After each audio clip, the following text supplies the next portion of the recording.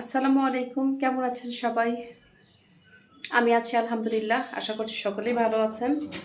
আমার না বেশ কিছুদিন ধরে কোনো রান্না আমি করিনি। মানে বিভিন্ন সমস্যায় রান্না করা হয়নি। খালা রান্না করতে করতে রেগুলার মানে খালাই করছে। এজন্য অনেকদিন থেকে আমার রান্না না করার জন্য না এমন একটা অলসতা হয়ে গেছে, রান্না করতেই আমার বিরক্ত লাগছে এখন। তো খালাই রান্না করতে চাচ্ছিল, তো ভাবলাম যে অনেকদিন করিনি, আজকে একটু আমি করি, একটু ভিডিও করা হবে তাহলে। এই জন্য আর কি আজকে আমি একটু কিচেনে আসলাম রান্না করতে। আর খালাই যে অন্য কাজে ব্যস্ত আছে। তো যাই হোক, আজকে কি রান্না করছি একটু দেখাই।